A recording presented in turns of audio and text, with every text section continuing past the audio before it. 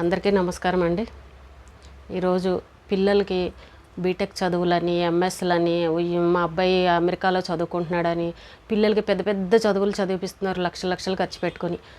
మా అబ్బాయికి ఇంత శాలరీలు అని చెప్తూ ఉంటారు. అలాగే అమ్మాయిలు కూడా వాళ్ళతో సమానంగా చదువుకుంటున్నారు, బాగుంది, అంతా బాగుంది. కానీ పిల్లలకి చదువు ఒకటేనా అండి? మరి సంస్కారం నేర్పించరా? మరి ఇంతకుముందు అంటూ ఉంటారు పెద్దవాళ్ళు మనకి ఇప్పటికీ కూడా, ఎరా చదువు సంస్కారం లేదారా నీకు అని అంటుంటారు పిల్లలు తప్పు చేసినప్పుడు. మరి చదువు ఒకటే నేర్పిస్తారా పిల్లలకి అని అంటే, పెద్దవాళ్ళు సంస్కారం కూడా నేర్పించాలి కదా. మరి ఈ రోజున ఆడపిల్లలకి మర్యాద ఇవ్వట్లేదు పెళ్ళిళ్ళు అయిన తర్వాత అని అంటే, మరి సంస్కారం ఏదండి? ఆ సంస్కారం లేకపోబట్టే కదా మన ఇంటికి వచ్చిన ఆడపిల్లల్ని ఈ రోజున అలాగా కళ్ళ నీళ్ళు పెట్టుకునే పరిస్థితి తీసుకొస్తున్నారు.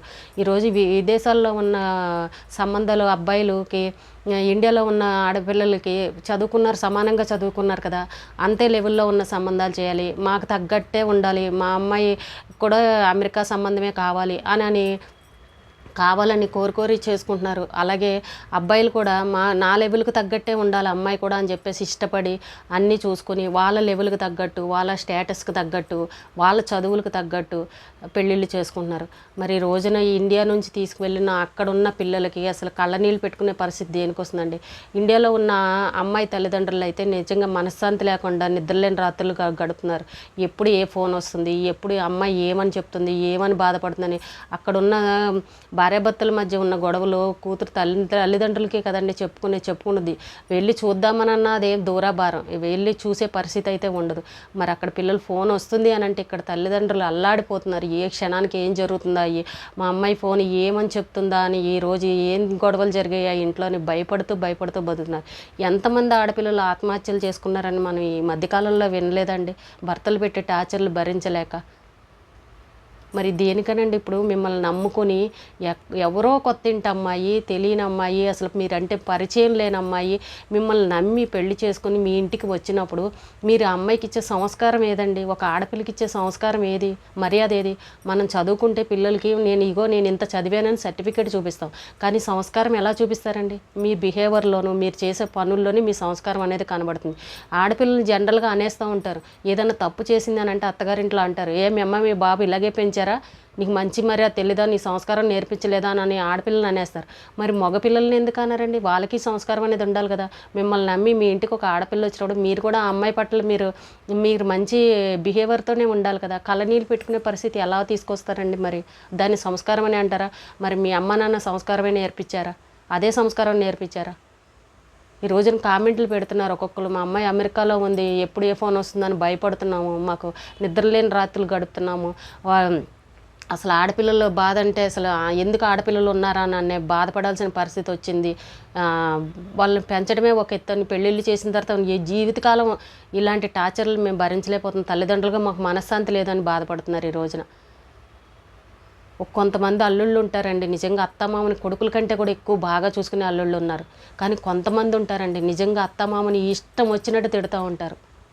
మీ తల్లిదండ్రులు లాంటి వాళ్ళే కదండి వాళ్ళు కూడా. పాపం వాళ్ళ అమ్మాయిని కని తప్పు చేశారా? మీకు భారీగా ఇచ్చి వాళ్ళు తప్పు చేశారా? ఆడపిల్ల లేకపోతే మీకు అసలు మళ్ళీ మీ ఇంటి వారసులు కనాలన్నా మనకి ఇంకొక ఏమంటారు, మన ఫ్యామిలీ అభివృద్ధి కావాలన్నా, వంశాభివృద్ధి కావాలన్నా మరి ఆడ మనిషి లేకపోతే ఎలా అవుతుందండి? ఆ అమ్మాయి లేకుండా మీరు ఉండగలరా? ఈ అమ్మాయి కాకపోయినా ఇంకో అమ్మాయినన్నా, వచ్చే అమ్మాయి కూడా ఆడపిల్లే కదా. మీరు ఎవరినైనా సరే ఆడపిల్లని పెళ్లి చేసుకోవాల్సిందే కదా. మరి అలాంటి ఆడపిల్లలకి మీరు మర్యాద ఇచ్చి గౌరవం ఇచ్చి వాళ్ళని పద్ధతిగా చూడకపోతే మరి ఇంకేదండి మీ సంస్కారం ఏది? మీ తల్లిదండ్రులు పెంచింది మీకు చదువు ఒకటే నేర్పించారా? సంస్కారం నేర్పించలేదా? ఎక్కువ శాతం అయితే అబ్బాయిలే అమ్మాయిలు నేర్పించే ఇదే ఉంటాయి తప్ప మనకి చాలా తక్కువగా ఉంటాయి అమ్మాయిల కేసులు చూస్తుంటే. ఎక్కువ మా ఆయన ఏడిపించాడు, లేకపోతే మా అత్తగారు వాళ్ళు సాధిస్తున్నారు, మా ఆడపడుచులు సాధిస్తున్నారు, నా భర్త వేధింపులు భరించలేకపోతున్నాను, నా భర్త తాగి సాధిస్తున్నాడు, నన్ను అనుమానిస్తున్నాడు అని ఎంతమంది అమ్మాయిలు వాళ్ళే ఎక్కువ శాతం కనబడుతూ ఉంటారు ఈ రోజున మనకి. అంటే నేను అబ్బాయిని అని అహంకారమా, నేను మగాడిని అని ఒక అహంకారమా, నన్ను ఎవరు ఏం చేయలేరని ఒక అహంకారమా, లేకపోతే ఏంటి నేను ఎక్కువ అనేది ఏమన్నా ఇదా?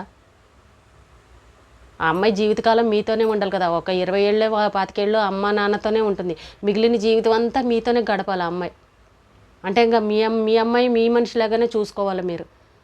వాళ్ళ తల్లిదండ్రులకి ఎందుకంటే అంత కడుపు సౌకర్యం పెడతా ఉంటారు. ఎంతమంది ఆడపిల్లలు భరించలేక అటు పుట్టింటికి వెళ్ళలేక, ఇంకా భర్త పెట్టే వేధింపులు భరించలేక, ఇంకా నా జీవితం ఇంతే, పెళ్లి చేసుకున్నాను, ఇంకా నా జీవితం అయిపోయింది అని ఆత్మహత్యలు చేసుకున్న వాళ్ళు ఎంతమంది ఉన్నారు. దూర భారాలు ఉంటారు. వీళ్ళు అక్కడికి వెళ్ళలేరు, వాళ్ళు ఇక్కడికి రాలేదు, అక్కడ ఏం జరిగిందో తెలీదు, ఎప్పుడు ఏ ఫోన్ వస్తుందో తెలీదు. ప్రతిరోజు ఇలా నరకం అనిపిస్తూ ఎంతమంది తల్లిదండ్రులు మనశ్శాంతి లేకుండా బతుకుతున్నారండి ఈరోజు. పిల్లలకు చదువు ఒకటే కాదండి నేర్పించేది, సంస్కారం నేర్పించాలి. సంస్కారం అనేది మనకేం సర్టిఫికెట్ రాదు, ఒక స్కూల్లోకి పంపించేస్తే వాళ్ళు సర్టిఫికెట్ ఇవ్వరు నువ్వు మంచి అని అన్నట్టు. చదువుకు మాత్రమే సర్టిఫికెట్ ఇస్తారు. సంస్కారం అనేది మనమే నేర్పించుకోవాలి, తల్లిదండ్రులే నేర్పించుకోవాలి చిన్నప్పటి నుంచి. ఎదుటి మన ఇంటికి ఎవరైనా వస్తే మర్యాద ఎలాగ ఇవ్వాలి, మన బంధువులు కానీ ఎవరైనా వస్తే వాళ్ళతో ఎలా మాట్లాడాలి, తల్లిదండ్రులకి ఎలా గౌరవించాలి, ఎలా ఎదురు సమాధానం చెప్పకూడదు, ఏ పని చేస్తే మంచిది, ఏ పని చేస్తే చెడ్డది, దీని నుంచి ఇలా చేస్తే ఏమంటారు నలుగురును, ఈ మాట నువ్వు అనిపించుకోకూడదు నాన్న, ఇది చేస్తే తప్పు, ఎదుటి వాళ్ళు మనల్ని ఇలా అంటారు అని మీరు పిల్లలకి నేర్పించాలి. అది అమ్మాయిలైనా సరే అబ్బాయిలైనా సరే. మనం చేసేది ఈ పని చేయకమ్మా తప్పు అంటారు, మన రేపు అందరూ మనల్ని చెయ్యని ఊస్తారు, ఇలా చేయకండి, చెడ్డ పేరు వస్తుందని మీరు నేర్పించాలి.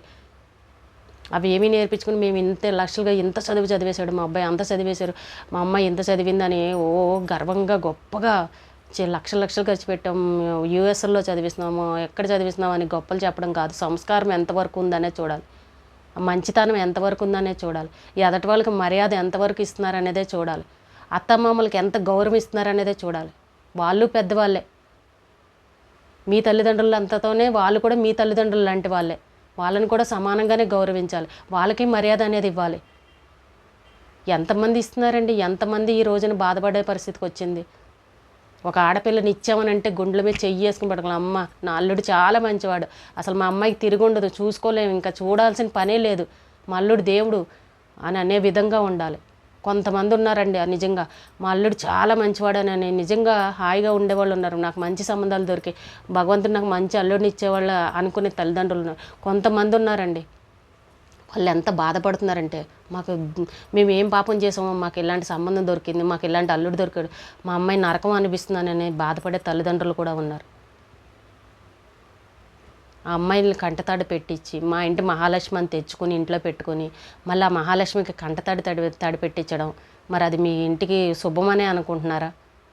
అది మీరు నిజంగా మీ మహాలక్ష్మి నిజంగా మీ ఇంట్లో ఉండే లక్ష్మీదేవి అలాగే పూజిస్తారా? మీరు ఆడపిల్లలు వేధిస్తే లక్ష్మీదేవిని అవమానించినట్టే కదండి.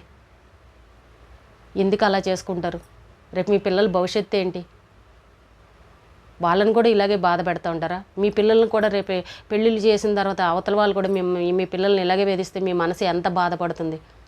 సంస్కారం అండి, ముందు మనం ఎన్ని లక్షలు ఖర్చు పెట్టి చదివించామని కదా, సంస్కారం నేర్పించాలి పిల్లలకి.